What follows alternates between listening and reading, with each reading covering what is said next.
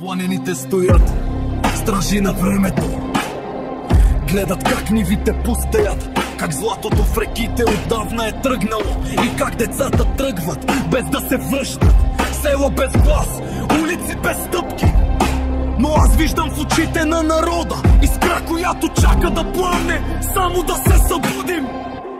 България, аз съм твое дете. Не ме оставяй в мрак и студено море. Обединени да бъдем пак едно. Да спрем да рушим и да градим добро.